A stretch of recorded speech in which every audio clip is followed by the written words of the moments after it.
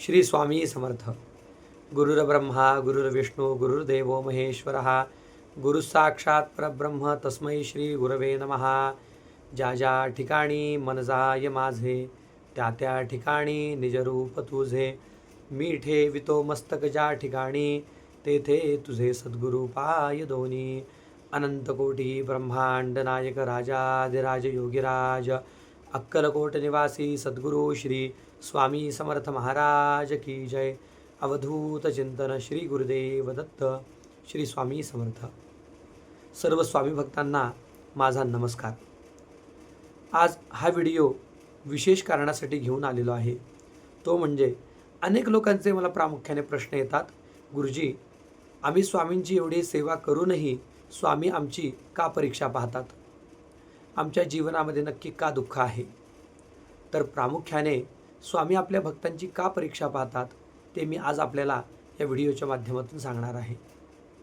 खरं तर असं आपल्यालाच वाटतं की स्वामी फक्त माझीच परीक्षा पाहतात, परंतु असं नाही.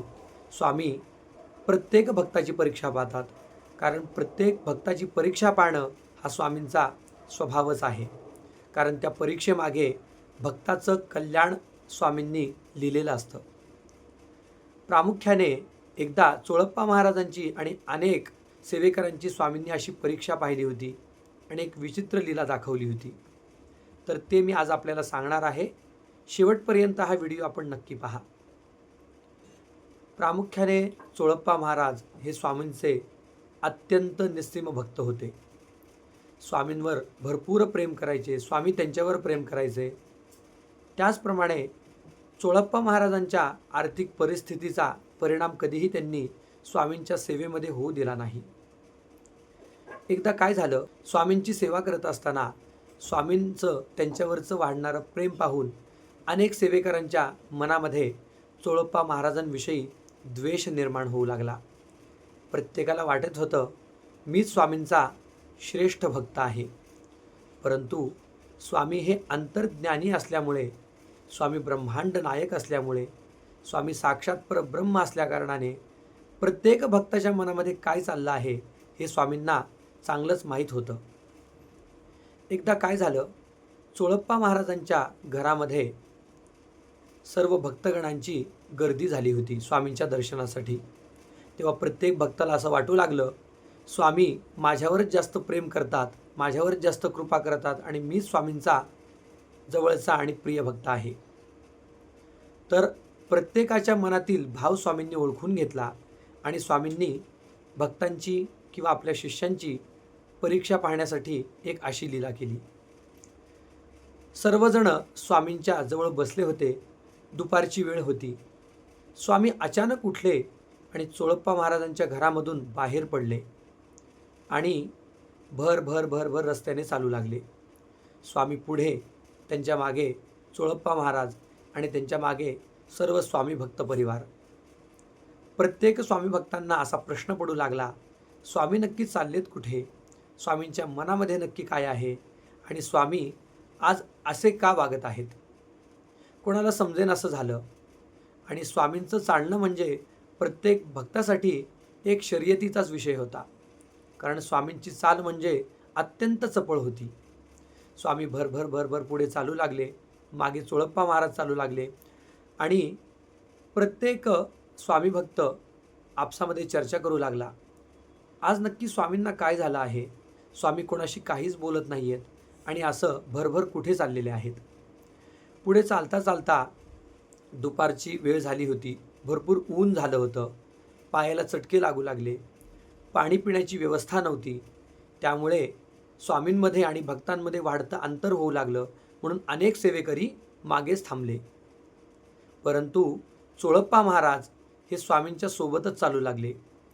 बराच काळ पुढे गेल्यानंतर स्वामी एका माळ रानामध्ये गेले. त्यांच्या मागे चोळप्पा महाराज होते. जेव्हा स्वामींनी मागे वळून पाहिले तर सर्व भक्त परिवार हा नाहीसा झाला होता, म्हणजे मागेच थांबला होता. मग स्वामींनी चोळप्पा महाराजांकडे पाहिले आणि त्यांना प्रश्न केला, अरे बाकीचे सेवेकरी कुठे गेले. चोळप्पा महाराज म्हणाले, महाराज मला ठाऊक नाही, मी फक्त आपल्या मागेच चाललो आहे. तेव्हा स्वामी म्हणाले, तू पण थांबणार आहेस की माझ्यासोबत येणार आहेस? तर चोळप्पा महाराज म्हणाले, स्वामी आपण जिथे तिथे मी येणार. मग स्वामींनी त्यांची अशी परीक्षा पाहिली. स्वामी थोडं पुढे गेल्यानंतर निवडुंगाच्या काट्यांनी अंथरलेला रस्ता दिसला. चोळप्पा महाराजांच्या मनामध्ये एक वेगळ्या प्रकारची भीती निर्माण झाली. आता नक्की स्वामी आपली कोणती परीक्षा घेणार आहेत? तेव्हा स्वामींनी परत चोळप्पा महाराजांना विचारले, अरे चोळ्या, तू आमच्यासोबत येणार आहेस की इथे थांबणार आहेस? कारण पुढे काट्यांचा रस्ता आहे आणि ते काटे तुला टोचतील, तुला वेदना होतील. परंतु चोळप्पा महाराजांना स्वामींवर भरपूर विश्वास होता. कारण त्यांना माहीत होतं, स्वामी मला त्रास होतील, मला त्रास होईल असं स्वामी काहीच करणार नाहीत. त्यामुळे चोळप्पा महाराज परत म्हणाले, स्वामी जिथे आपण जाल मी आपल्यासोबत येईल. असे म्हणता म्हणता स्वामी त्या निवडुंगाच्या काट्यांवरून चालू लागले आणि चोळप्पा महाराज स्वामींचं नामस्मरण करीत स्वामींच्या मागे चालू लागले. आणि खऱ्या अर्थाने अशी स्वामींनी लीला दाखवली, असा चमत्कार झाला. चोळप्पा महाराज त्या काट्यांवरून चालू लागले तर त्यांना असं वाटलं की मी फुलांवरून चालत आहे. आणि ही लीला स्वामींची त्यांना समजली. ते स्वामींना नतमस्तक झाले. स्वामींना म्हणाले, स्वामी ही लीला आपण कशासाठी दाखवली? तर स्वामी म्हणाले, अरे प्रत्येकाच्या मनामध्ये हा वेगळ्या प्रकारचा अहमभाव निर्माण झाला होता की मी स्वामींचा खरा सेवेकरी आहे किंवा स्वामींचा प्रिय भक्त आहे.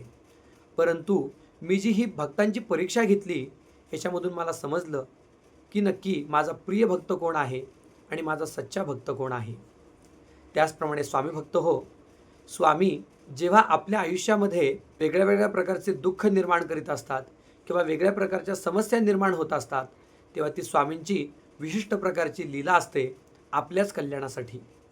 त्यामुळे जेव्हा आपल्याला असं वाटेल की बाबा मी स्वामींची खूप जास्त सेवा करत आहे, स्वामींच्या सेवेमध्ये आहे, परंतु स्वामी माझी एवढी का परीक्षा पाहतात, तेव्हा प्रामुख्याने स्वतःच्या मनाला सांगावं, स्वामी आपण माझ्यावर कृपा करत आहात, मी तुमच्यावर पूर्णतः अवलंबून आहे, विसंबून आहे आणि माझा विश्वास आहे माझ्या आयुष्यामध्ये जे काही घडेल ते माझ्या चांगल्यासाठीच असेल. म्हणून प्रत्येक स्वामी भक्तांनी स्वामींवर असणारं प्रेम, स्वामींवर असणारा विश्वास हा कधीच कमी होऊ देऊ नये. कारण स्वामी आपली जेव्हा परीक्षा घेतात तेव्हा आपलं मन डगमगतं, आपण स्वामीपासून दूर जातो आणि इथेच आपली आयुष्यातली सगळ्यात मोठी चूक होते. त्यामुळे किती जरी संकट आलं, किती मोठं दुःख आलं, तरी त्या दुःखाला, संकटांना सांगा की माझे स्वामी अखंड माझ्या पाठीशी आहेत. असाच एक प्रसंग झाला होता स्वामी भक्तांसोबत. एक जवळचे माझे यजमान होते. साधारण त्यांचं वय वर्ष 34-35च्या सुमारास होतं. ते वारंवार माझ्याकडे पत्रिका दाखवण्यासाठी यायचे.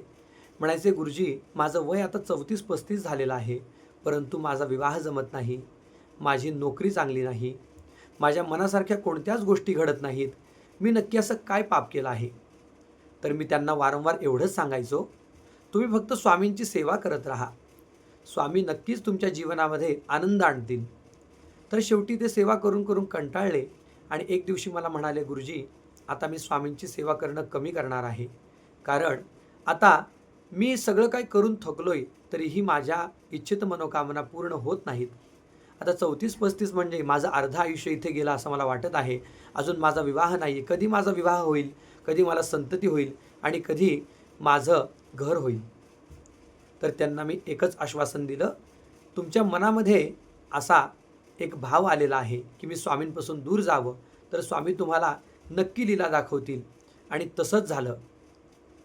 4 दिवसानंतर गुरुवार आला आणि त्यांच्या स्वप्नामध्ये त्यांना फक्त पिवळं फूल दिसू लागलं. ते मला म्हणाले, दुसऱ्या दिवशी त्यांचा मला फोन आला, गुरुजी माझ्या स्वप्नात फक्त पिवळं फूल येतंय, दुसरं काहीच नाही. मी त्यांना म्हणालो, योगायोग असेल, हरकत नाही. तर परत पुढचे सलग 7 दिवस त्यांच्या स्वप्नामध्ये फक्त पिवळं फूल आलं आणि परत ते माझ्याकडे आले. मला म्हणाले, गुरुजी ही स्वामींची नक्की कोणती लीला आहे?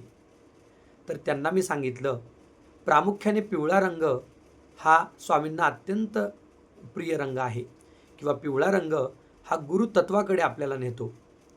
तेव्हा मी त्यांना एवढंच सांगितलं, पिवळा रंग हा शुभत्वाचा कारक आहे, म्हणून तुमच्या आयुष्यामध्ये काहीतरी शुभ घटना नक्की घडणार आहे.